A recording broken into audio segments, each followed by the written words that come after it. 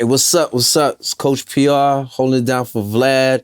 And today's guest got my family, my bro H-Town, Lil Flip, aka Flip Mayweather. What up, my guy? What's How up, you bro? doing, How you man? doing, man? Good to see you, bro. Man, I'm blessed, man. How you doing, man? Hey, man. Like you said, we woke up. We here. We good. Hey, that's my motto, man. I woke up today. That's a great start for me because a lot of people ain't wake up. That's it, bro. That's it, man. All right, we're gonna get right into it, man, because it was kind of heated for you like a couple weeks ago, whatever. And you were at the Verzuz. Yeah. Showed up at the Verzuz 3-6 Mafia versus the Bone Thugs and Harmony. I just gotta ask, bro, because everybody's talking about the fight, man. From your perspective, how did this fight start, man? How did it break out? This the crazy part. Like everybody start off their stories. What had happened was, I was backstage, like literally my record was coming up next. So they had got me and told me, hey, we about to do Spinners. So I was standing like right behind stage. So I didn't see anything. You feel me? Right. I just heard the commotion going on. You just heard the commotion. And then like one of the security guards was like, yeah, man, you might want to just wait in the room until this clears out. So I went back in the backstage room with A-Ball and MJG, and A-Ball had this look on his face like shocked. Like, you know, and I'm like, what happened? And then it was just crazy. So I don't really know what happened. I saw it after the fact, like once I got back. You found out when we all found out like what happened. But did that like really like, you weren't surprised, like, what the fuck? Like, what? Yeah, I was shocked. I thought it was gonna be over. I'm like, damn, right before Spinners. Like, you know what I mean? I thought they was gonna shut it down and it was just gonna go crazy. But yeah, I'm glad. When you heard about the fight, what did you think though? What did you think? What was your thoughts when you heard of the fight? I was just like, damn. That's all I could say was damn, you know what I mean? I was shocked, you know, but after I watched it, it was just more like a little, you know, scuffle, pushing here and there. You know what I'm saying? It wasn't as, but like from where I was standing, it sounded worse than what it was. You know what I mean? Like it sounded worse. Like I just heard a whole bunch of scrambling and stuff, but yeah, it was nothing, man. That was actually really hip hop right there. Yeah. Right? And it's like, and what's so crazy, the views went up after that happened. Like when the scuffle happened, then more people came, like to the platform. That's when everybody was texting and there's yo, fight, you heard about it? And then they got on or whatever, you know? So it worked out great in my favor because I came up right after. After that. Yeah. You came out with 3-6 Mafia. Right. Right? How did that, did they call you and say, you know, reach out to you? How did that happen? Like, yeah. I know you got records together, but you know. Yeah, well, my homie JoJo, he managed Juicy J or whatever. And so we communicate, you know, we go back, you know, he helped with radio. He worked in radio in Little Rock for a long time. So we always remained super cool. And he just called me like, hey man, you know, they want to bring you out, you know, to do Spinners or whatever. And so we talked about everything, talked about the business, and I flew out. You know, it was a no-brainer, you know what I'm saying? And then I got records with both of them. I got records with Bone. I got records with 3-6. So it was just kind of like, man, this is crazy, you know what I mean? Right. In a good way, though. You did a freestyle. What'd you say? I was just saying it's crazy in a good way. In a good way? Yeah. You did a freestyle with both members. Was that planned? That, you know, you had them beatboxing too, like, you know, that was special right there. It wasn't planned. Like, I just knew I performed Spinners, and then I heard, I think Lazy, he was like, yeah, we got somebody from Houston too. So I was backstage chilling when I heard the word Houston. I'm like, okay, let me come back out, because I already had an idea who it was gonna be. And so they brought out Chameleon there, and so I went out there like, you know, like if you look at some of the footage, I'm like being, you know, competitive. So while they was performing, you know, Riding Dirty, I'm like this. You know, I'm acting like I'm sleeping, you know, just making it more interesting, even though we are fam. So I came out then, and then for Crossroads, which was the last record, like all the artists came out, you know what I mean? So I came out for that, and I thought it was over. And then Lazy was like, hey, let's kick a freestyle. Who go freestyle? And then Buck was like, Flip, hey, you the freestyle king. You know what that's I mean? your shit right there. And the rest was history, man. Who do you think won the Verzuz? Who? Oh. So you gonna ask that $1 billion question? I have to ask that question. You know, Man. don't give me the political. Nah, I ain't gonna give you the answer. political. I'm fans of both. Both of these people are my brothers. But the way I feel like 3 6 won based on like just being super prepared, and even with the guests as well. They came because with guests ready. The first 3 records came out like the first record 3 6 did was Who Run It, and then Bone they did I think Shots. And I forgot one of the records that was on East 99. I can't remember the name of the record, but like it was like the first 3 records 3 6 came out was like haymakers, like Riddick Bowe, Mike Tyson, James Toney, haymakers. You know what I'm saying? And the first 3. So I feel like if the selection would have been different, like if Bone would have started that motherfucker off with first of the month first, because they didn't even do first of the month, the whole verses, man. So I feel like 3 6, you know, won. Like if we was scoring a fight type shit, I would say like 10 to 8 type 10 to shit. 8, right? It's you close. like, you know, like, yeah. And they came prepared to give a show and had was guest ready. Correct. Yeah. All right, so let's take it back to 1999. Released your first album, Leprechaun, independent, 18, Houston. What was going through your mind, bro? To like, who like you don't meet a lot of 18-year-olds that like I'm just going to start off. Leprechaun spray, man. You know? You had the Leprechaun. What's that? The Andy. Wow. Yeah. Wow. Yeah. So, what made you like at that time, at 18, like, you know, I'm going to do this independent thing? Well, my whole family do music. You know what I'm saying? Rest in peace to my grandmother, Joyce Harris. She just passed. She passed the day after I left LA from Verzuz. Wow. Like, yeah, December 3rd. Thank you, bro. So like, she played the piano in church, taught me how to play the piano, taught me how to play the drums, sing in a choir. I've been in studios. One of my family members, Terry Ellis, she sings with En Vogue. And so, like, I've already been exposed to the music industry and performing at talent shows, doing freestyle battles. Like, I don't understand the word shy.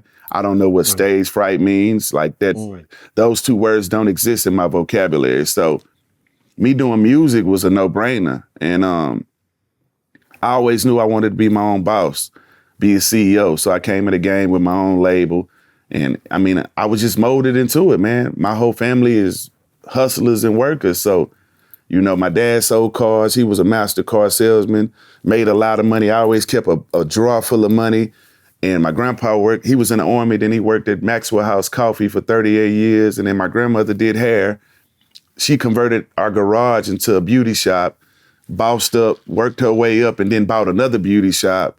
Then my mom did hair. So it was like everybody was self-made hustlers making their own money, not doing a 9 to 5, you know what I mean, for the most part. And so you were already selling your music at that time and knew that I could do this independent. Correct. You just got to be everywhere that matters. And that's what I was doing.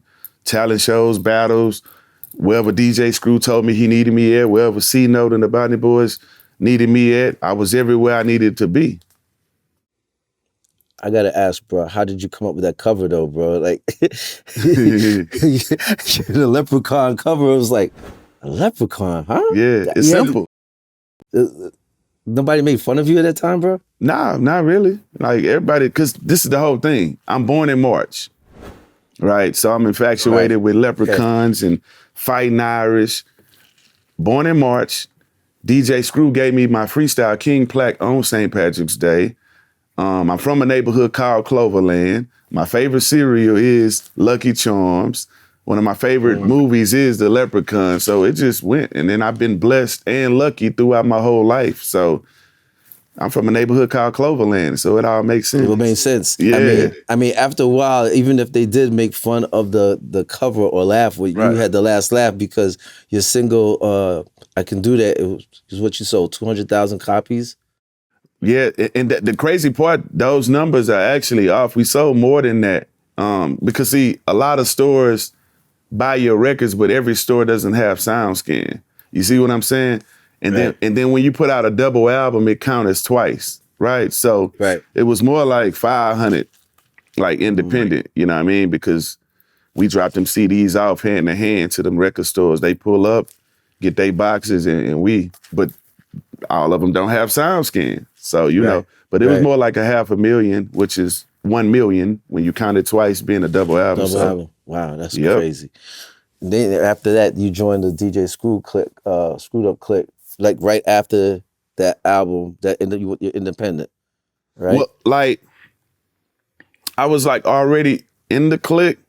He just made it like official that I'm the freestyle king of the Screwed Up Click on St. Patrick's Day. So I was already in the click and around, but after he heard me freestyle and my style was way different than all the other members, you know what I mean? He was like, nah, bro, you on a different level, you know what I'm saying? Because I got different gears I go into. If I would have freestyled for I would say about 3 more minutes, like at the verses, like I would have went into a whole different gear, you know what I mean?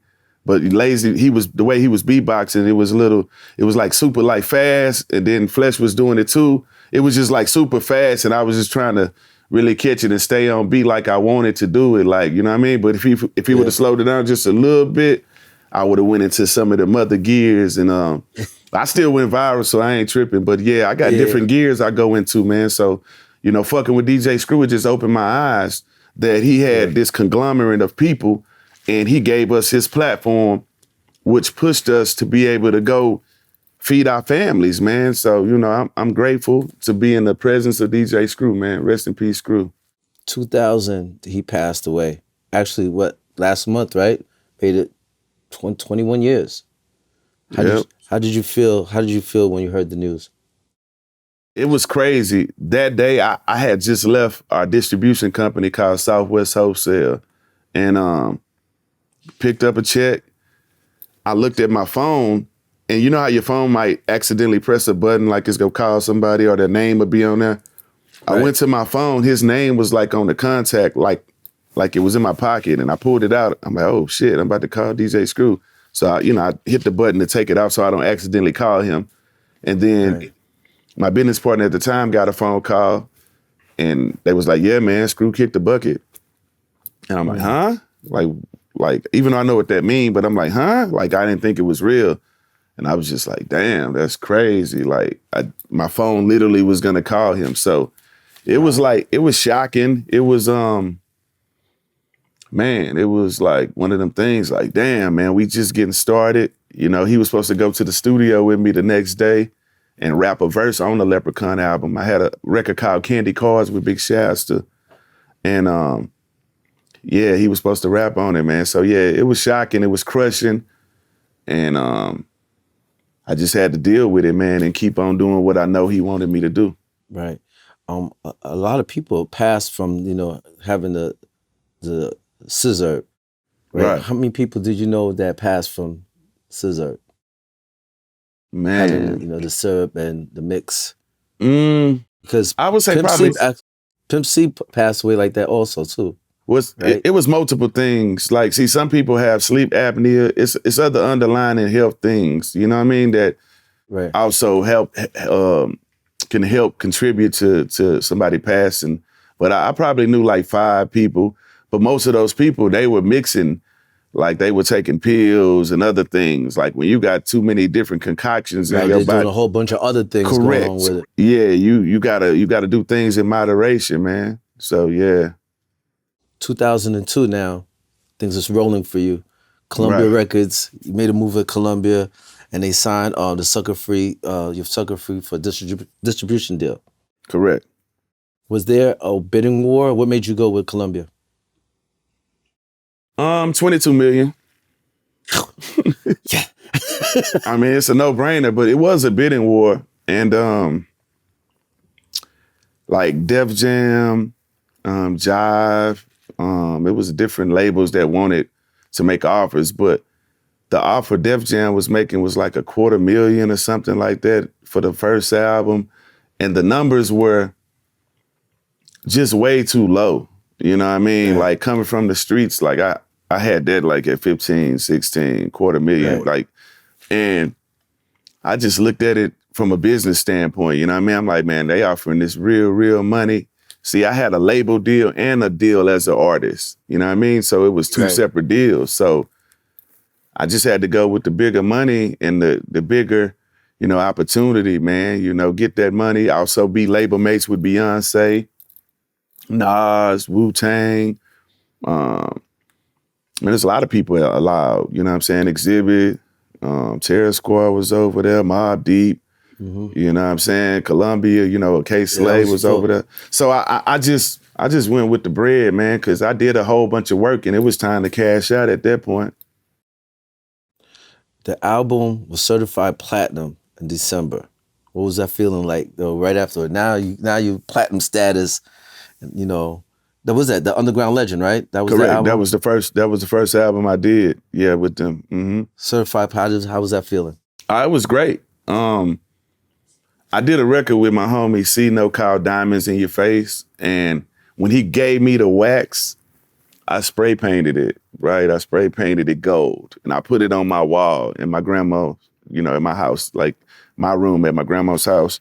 And I'm like, I'm gonna give me a real plaque. Like that was my motivation, right? So when I finally did get a plaque, I gave my first plaque to 97.9 The Box, which is my home radio station that showed me love from day one. So I gave them my first plaque at the car show. We had a car show and I gave it to them. So I actually gave my first plaque away, but I got another one, you know what I'm saying, ordered for myself. But the feeling was like, kind of like what my dad told me, man. Like my dad told me as a kid, I can do that. Anything I want to do, I can do. So that's why I made the record I Can Do That at, because I'm one of them people, I'm a visionary. I speak it or I think it and then it happens. You know what I mean? So, Put it in the outlet for it to exist, right? And that's why I make sure I thank God in my concerts and in my music a lot, because if it wasn't for him, I wouldn't be where I'm at. You know what I mean? Everything I say I wanted and I wanted to do, it happened for me.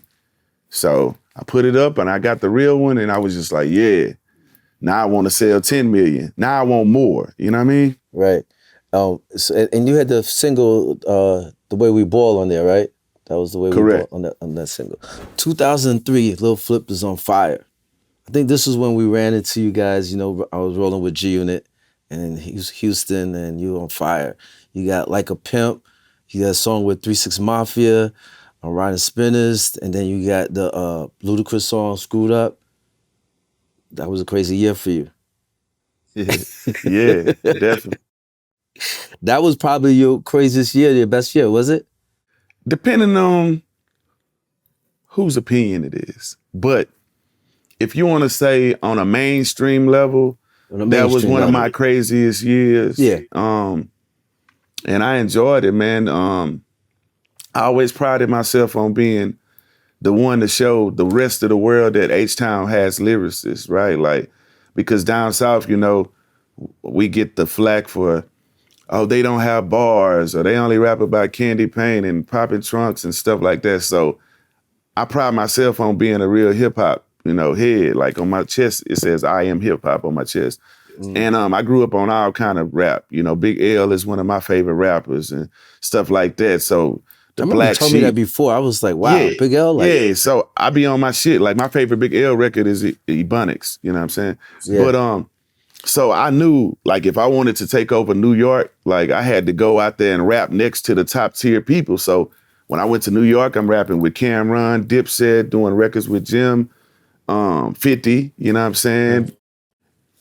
Who Kid put me on many. Like I'm on like 5 G Unit mixtapes. Yeah, I'm on like 5 G Unit records. I got records with Snoop and like all kind of little alley-oops they was throwing. K Slay showed me love when I was out there. Ed Lover, Funk Flex, Red Alert. Like everybody embraced me. Clue, you know what I mean? So I just went out there and did what I had to do. But that was a crazy year. Collaborating with Beyonce, doing Naughty Girl, doing the Baller Baby record with Chingy, going on tour with Wu-Tang Clan. Then RZA put me on the Blade Trinity soundtrack. And then I threw the alley-oop to my cousin, Big Shasta, and put him on the hook. So, yeah, it was great. Then Ludacris Screwed Up. That record did 3 million, the Chicken and Beer album. So then I was on Buck album. I was everywhere, man. David Banner's a single. Like that a was Pimp, crazy. Yeah. Like when I was looking, I was like, damn, 2003, he was on fire. Then we did Tear It Up. Rest in peace to the dog. DMX. We did Tear It Up with DMX and Young One. So and rock and roll with Family and Pharrell and Khalees, you know, man. Certified Gangsters with Jim Jones. You know, we can go on and on. On and on. 2004 now, third album, You Gotta Feel Me. You Gotta Feel Me. That's your most successful album to date, though. Correct. Yeah. It's crazy that you would think the first one first one off of Columbia, right? Now you're heating up even more now, right? So now, that's your most successful date. What is that? Is that what, like triple platinum? Now, well, see, that's the dope thing about it. Like worldwide, it's like at 6 million, almost 7 million, because that's a double album as well, right? So it counts twice. Mm-hmm. Right. Like that's how like Tupac's All Eyes on Me went diamond. It sold 5 million records, but it's a double album. That's how Biggie's Life After Death went diamond. You know, so 5 million, but it counts as twice. So, you know, we almost at 7 million on that record worldwide, you know. So, but okay, so that's one of your most successful albums to date. But Correct. then Sony reconstructed your contract and they put you on to Sony Urban Music. Was that a request from you, or was that something that Sony just did on, wanted to do on their own? What had happened was What happened? Yeah, what happened, Loud folded or something like that. I think they dissolved the company or whatever, and then they moved most of the artists to just Sony Urban. So it wasn't, I really had no choice, you know what I mean? It was just like, hey, Loud is going away for whatever reasons, you know what I mean? And shout out to Steve Rifkin, man. He's the one that went out his way to sign me and stuff like that. And then it's like soon as I signed, he ended up leaving the company, you know, for whatever reasons and started his own. Probably for more money somewhere else, right? Who knows? But he started SRC and he signed David Banner and Akon. And Akon was on like one of my tours when Locked Up first came out. I was on tour and Akon was still touring, you know, with me and doing stuff with me. So yeah, that's what happened, man. It was the first single from that was the Game Over, and you had the remix Game Over. You had Young Buck and Bun B on there. And the crazy part, I had 3 remixes to Game Over. 3. You did, yep. I had a Down South remix, me, Bun B, and Buck. I had an East Coast remix with me, Cassidy, and Young Chris from the Young Guns. Yeah. And then I had a West Coast remix with me, Snoop Dogg, and The Game. So, you know, it was an And you had the relationship with these artists before, Correct. Like, I know Buck from back in the days, like from when he was with Juvie. You know what I mean? They used to always be in Houston.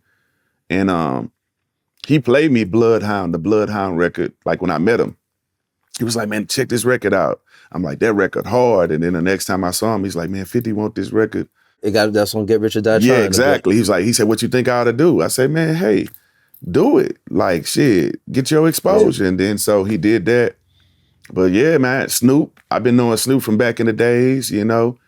When the Leprechaun came out, one time Snoop came to Houston and had a concert, and I got on the tour bus with him. And he was like, what up, Flip? I can do that.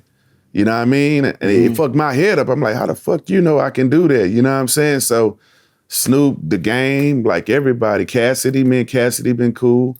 Everybody, Bun is one of my mentors, you know what I'm saying? So I got relationships with everybody, man.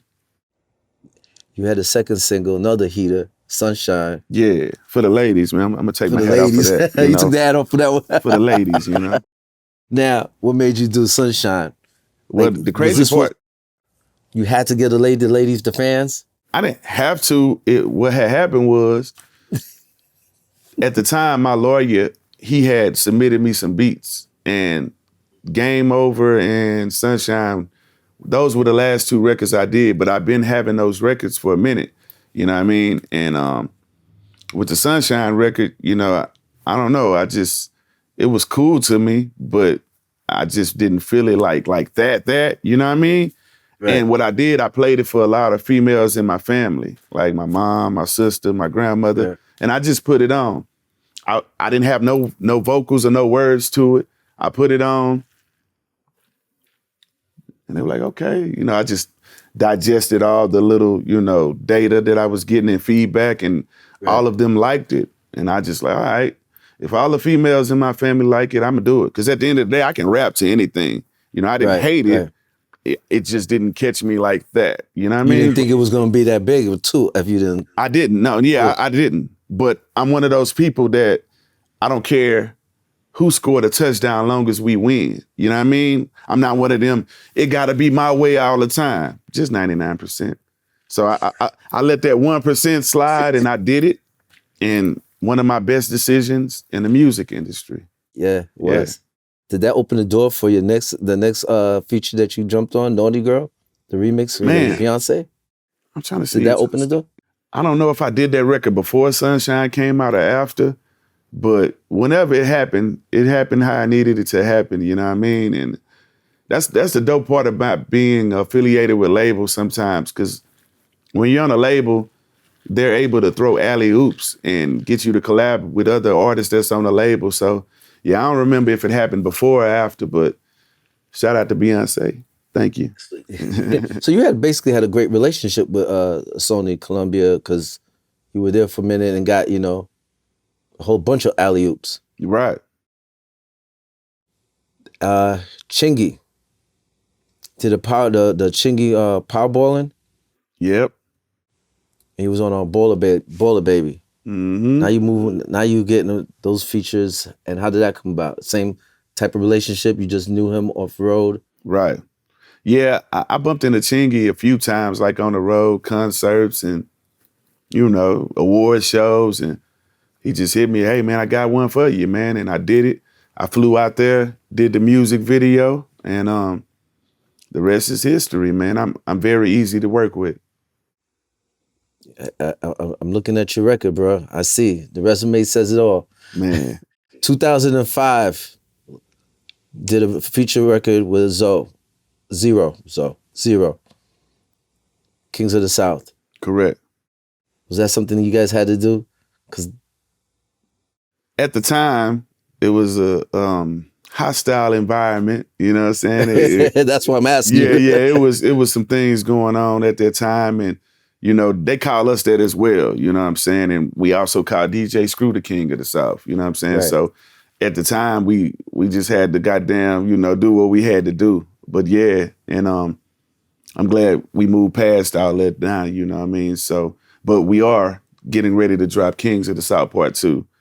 And but it's just straight for the fans. It ain't no controversy or none of that on this part, on Part 2, you know what I mean? But right. I'm not even gonna get into it's all good. The whole T.I. thing, because that was part of hip hop. Definitely, part of its history, right?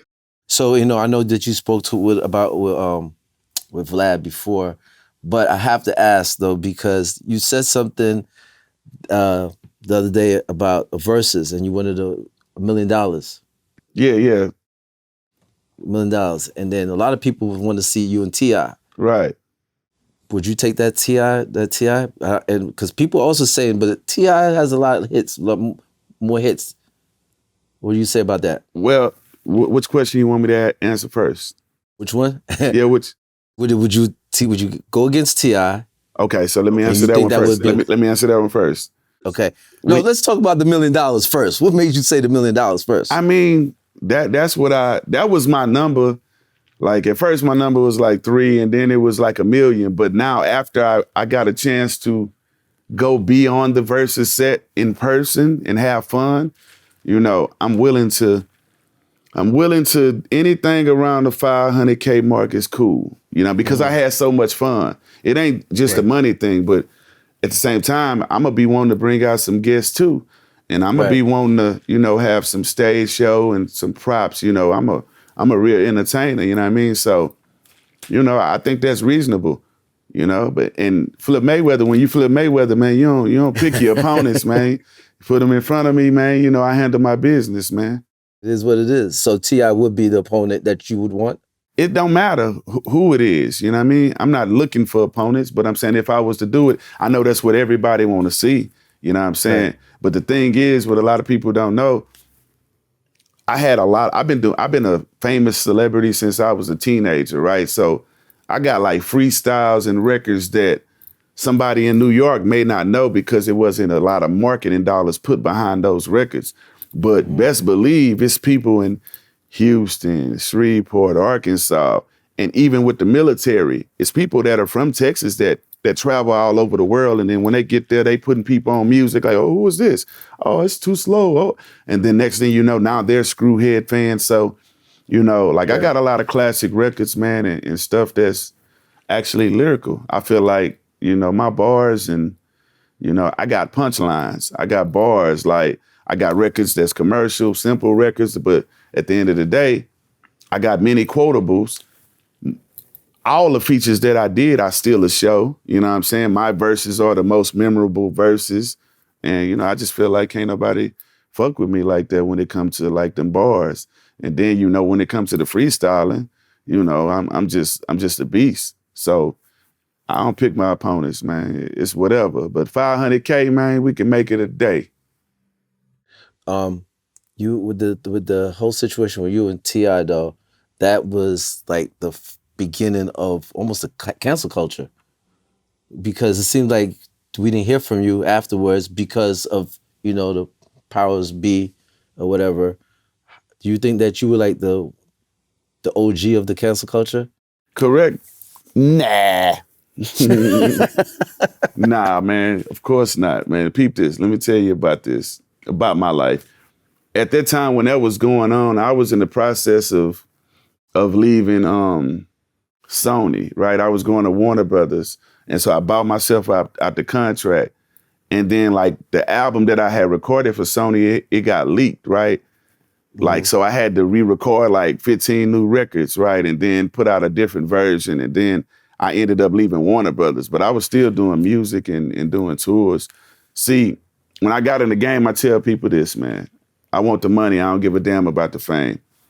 When it come to business, like, I stayed doing shows. I was directing movies. I was executive producing reality shows. Like, I've learned to put my name on some of my businesses, but half of them not. So you can't cancel somebody who will take the time to do what everybody else won't do. And when I say that, I'm the promoter's best friend.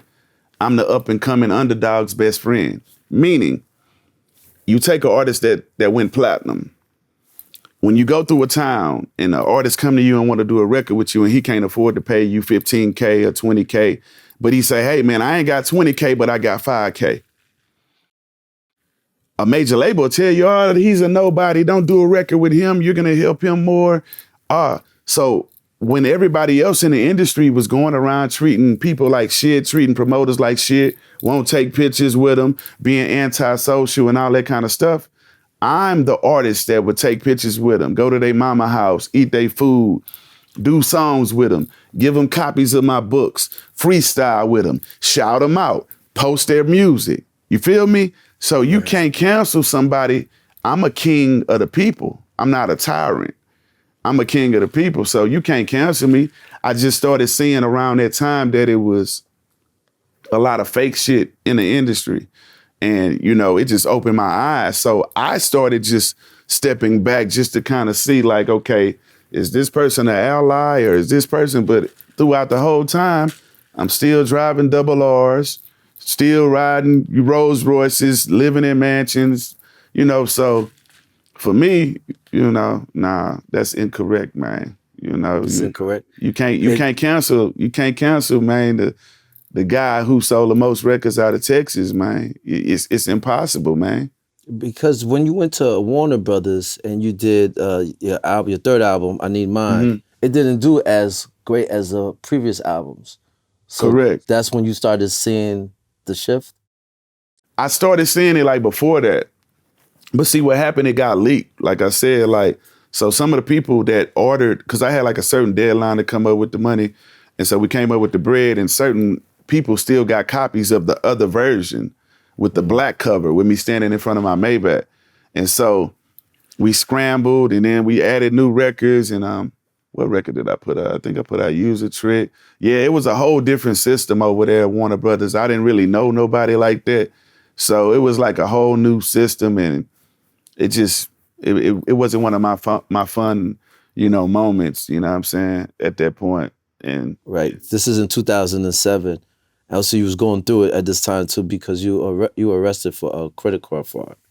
Yeah, that shit got Production. dismissed. Dropped, right? Yeah, because what happened with that shit, it was a guy who booked, you know how when a promoter call you and book you for shows, and we ain't in control of what credit cards they use when they buy our flights and shit. That's why after that situation, when a promoter call me and want to book me, I'm gonna find my own flights and you can send me the money and I'll book it. So yeah, that shit was so crazy. I'm like, credit card, well, we got bread, what the fuck? Yeah, Brad, you don't need to do all that, Yeah, right? that was caught up crazy. in that. I mean, and that was around the same time. But you've seen the shift. Everything is changing. You see people, the Right. phone people. So you're going through it. 2009, playing your 5th album, Ahead of My Time. You was ahead of your time. It was originally released early, 2007. Was pushed back to a lot of times. It came out 2 years later? Man, you know what? I don't remember when it comes to like remembering days and shit when shit came out. I don't remember. I don't know if I pushed it back or why I pushed it back. Like, but I remember it came out. Okay, so let's go to 2013 then. 2013. You were arrested again in Louisiana for possession of marijuana and a firearm in the presence of drugs. Whatever happened with that case? Hey, you get the right lawyers, poof. That was dropped also. Hey man, listen, you got to be connected with the right people, man, to get to, you know what I'm saying? I was able to work out a situation to make it disappear, and here I am. Yeah. El Jefe dropped in 2015. Correct. How's that feeling now? Now you got to kick it back and restart 2015. You still going through the politics in the industry? El Jefe subtitle, a H-Town dude with a New York attitude.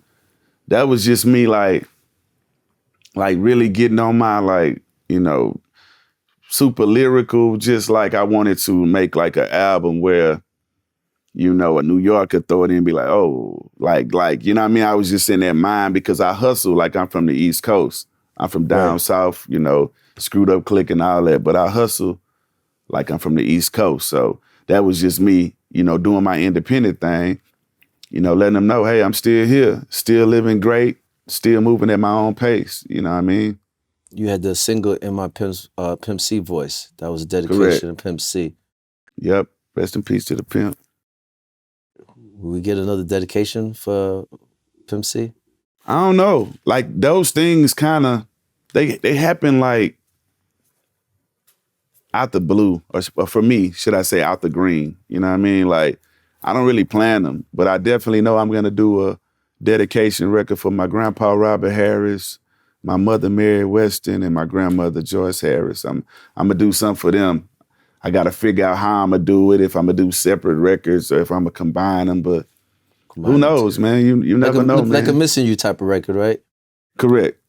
Yeah. Right. So what was the craziest, like one of the craziest stories with you and Pimp C? Because you guys had a very great relationship. Right. My favorite one I would have to say is like me just being on the freeway, like riding in the Maybach, and I see him in the Bentley, and he blow the horn at me, I blow the horn at him, and I'm like, what's up? We roll the windows down on the freeway. Now we doing like 30, holding up traffic. And I'm like, I'm going to do a video. And he like, all right, I'm gonna follow you. And so he followed me, and we went to the store called SF2, and I had to shoot 2 videos that day. So I'm like, hey, I'm gonna need you in an hour. He like, oh, that's cool. So he just laid down like on the couch and took a nap. Hey man, wake me up when you're ready, Jack. You know, so that's one of my favorite, fondest memories because he didn't have to, I didn't know where he was going that day, but he just, hey, I'm following you. You know what I mean? And when he got out of jail, I needed a verse for Use a Trick remix, and he knocked it out for me. And you know, I'll never forget, man, Pimp C, man, and the energy and the things I learned from him and his mom. You know, rest in peace to Mama West. She taught me a lot about the industry and how to not undervalue yourself. Because like I said, man, coming from the South, it's a lot of times people, they don't understand how big we are. Like, I mean, like we really, you know, I mean, it's only one God, but it's fans that treat us like gods in our area, not just Texas though. When I say the South, you know, we talking Oklahoma, Louisiana, you know, Arkansas, like all of Mississippi. Like if we didn't never want to go to any other part of the world, we will still be able to remain millionaires touring in just the South. And they know our shit word for word. Yeah. Screw tapes, mixtapes, Switcher House freestyles. Like, so the rest of the world we love, but at the same time, we don't, the criticism that we get and all that, we don't hear that shit. We don't feel that shit. Go to Slim Thug. Yeah, go to Slim Thug's IG right now and you go see how he living. Go to Zero IG. Go to my IG. We still driving Rolls Royces, Bentleys, nice houses, nice jewelry, still looking young, working out in shape, like getting real money. It's a different vibe with the, you know, the people down there in the South, right? Yeah, I remember like even when we went on the road, a G Unit with 50 and they went with Master P, and we doing like Barnes and all these big, I'm like, the Chitlin Circus. It's like, this was crazy though, because the love was incredible though. Yeah, and we learned from the best. And that's what opened the door for him. That's what the door opened for him, was the Master P tour. Yeah, and what Jay Prince did is what opened up the door for everybody in the South. You know what I'm saying? Like him doing that independent grind and teaching us how to sell your own music and put up your own money and how to mob at the shows. And, you know, like we learned a lot, man, so. That's dope. 2017, you got your own holiday. Lil Flip Day. What was you thinking, bro? Like, oh shit, they giving me Lil Flip Day? Man, so the crazy part about that, man, let me put my hat on, man, you know what I'm saying? The crazy part about that, I got 2 days, right? So excuse me. It's a place called Padre Island, you know what I mean? That's where all the college That's where they have students spring break. go. Right, yeah. Correct. And so that particular place, man, they love me so much. I brought so much money and I helped generate like a lot of wealth, you know what I mean, in that town. So they gave me my own day in Padre Island first. And the mayor came out and it was on my birthday. You know what I'm saying? My birthday is the day. So I got 2 days. And then Houston gave me my own day like 3-4 years later or whatever. So I got 2 days on my birthday, one in Houston and one in Padre Island. So sometimes I don't know where to go and celebrate it. You know, it's like flip a coin type shit. You were quoted saying, a lot of things I do for my city, I never call the media to tell them I'm doing this. Hey, I'm giving away bikes. I just believe in doing it from the heart. Right. I think more people need to really take that in, because you can see now people are just doing it for the gram. People are just doing it for media. They're doing it to clear up their image or whatever. You actually was doing this. And a lot of you down there in Houston especially, right? Are doing that. Yeah, I was raised to do that. Like, help somebody if you got extra food or extra chicken or whatever the case may be, and your homie ain't got nothing, or somebody, you know, look out for them. You know what I mean? So I do stuff for charity all the time. I go give away clothes, hats, whatever I do, money. But I don't feel the need to call the media every time I'm doing something. Like, I'm not doing it for that, you know what I mean? And then why exploit these people while they're going through what they're going through? How you know they want to be on camera? You know what I mean? So, yeah, I just do what I do, man, and get my blessings from God. You brought up Jay Prince. You said that Pimp C and Jay Prince once told you that if you could count your money, you don't have enough. Yeah, Jay Prince is the one who told me that. Jay Prince, what's the craziest thing you did with that you purchased or you did with your money? Like the craziest or the dumbest? Because sometimes crazy could mean great. Right, you know what I mean? Like it's crazy, but it was great. Let's say the dumbest. The dumbest would be investing into guys, you know what I'm saying, that would not invest into themselves. Are you talking about artists or are you talking about artists? Correct. Because if you give a person everything and you don't make them put up no money, none of their own money at that, you know, they're not gonna be as, let's see, feel the sense of urgency to show up, right?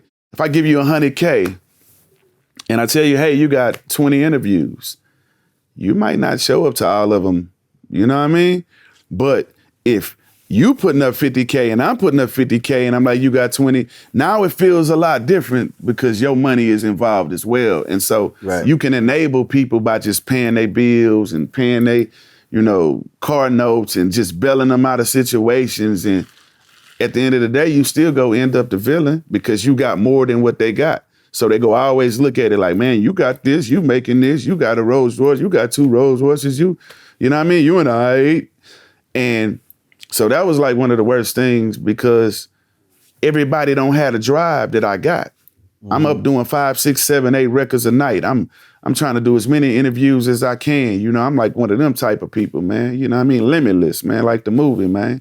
You know, so. Maybe because you didn't tell them the quote that you have here, most people be like, you can either do bad business or good business. But my dad I believe in doing great business. My slogan but is, you said your dad told you do great business, and great business makes a person decide to spend the money, and they don't feel like they're lick. Yeah.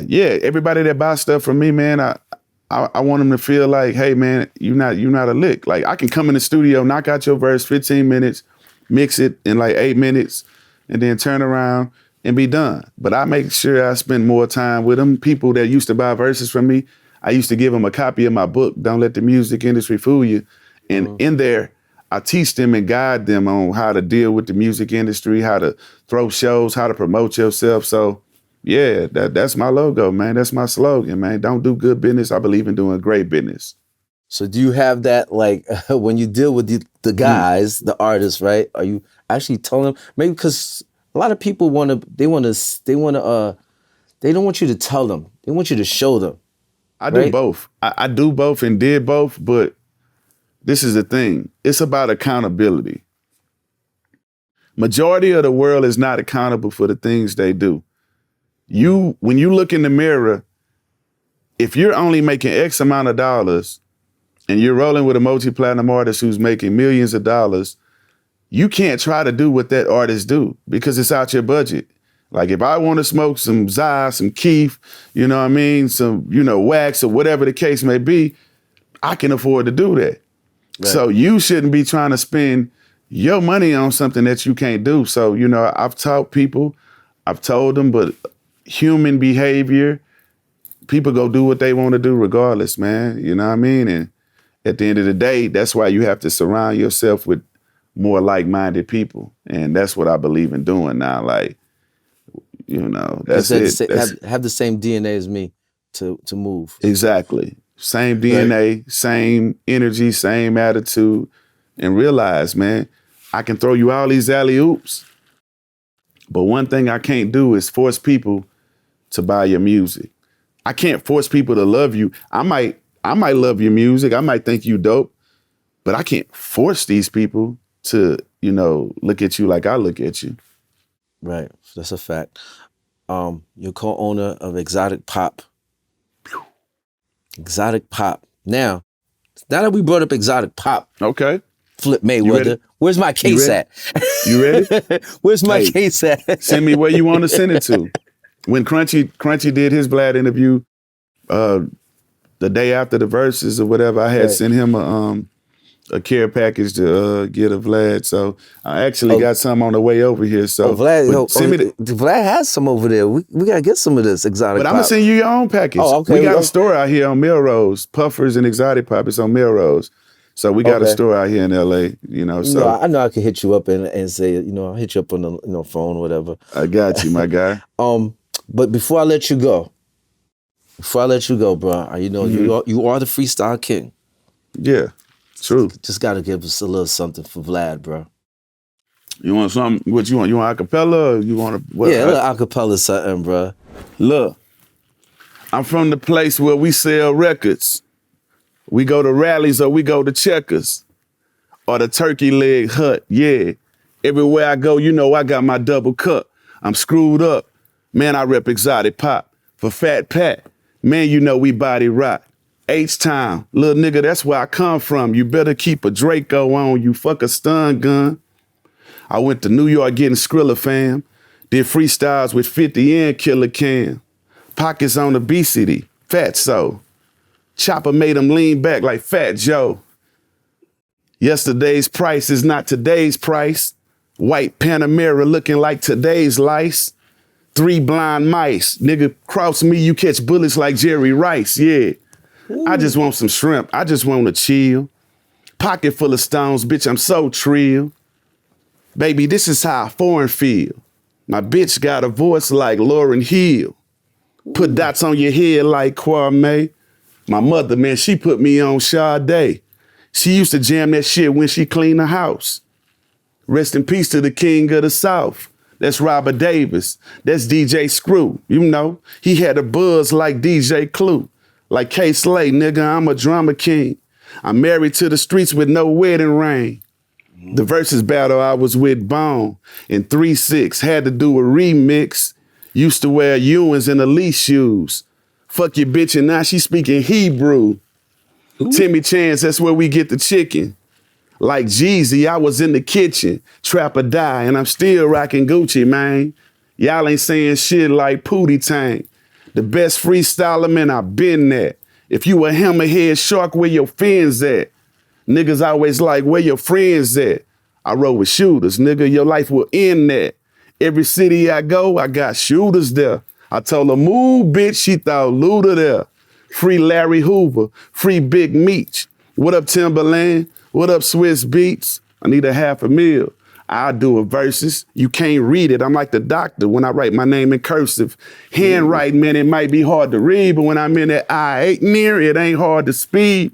This a freestyle, nigga. I ain't write nothing. Why you got teardrops, nigga? You won't fight nothing. You won't shoot nothing. You won't stab nothing. You won't loot nothing. You won't grab nothing. Yeah. Fucking with the coach, dawg. My chick say she don't rock Coach, dawg.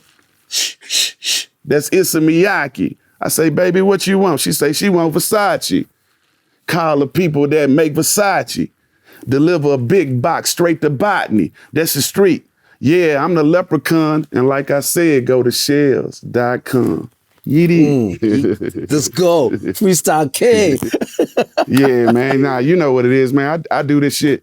And that was like Easy. Gear one. Like I told you, I got different gears. You know what I mean? Bro, I seen it. Like when you came to Jersey, I'm like, nah, this is too easy for him. Yeah, bro. this what I do, man. But like I said, Simple man, I had fun at the Verzuz, man. Like I said, I ain't no money hungry person. I ain't hurting for no money. But like a respectable offer that makes sense where it's enough money for me to really bring out some of my guests and have like some stage show props. And yeah, I do it, but it gotta make sense, man. And I had, like I said, I had a blast being there. Like I said, I fuck with Bone.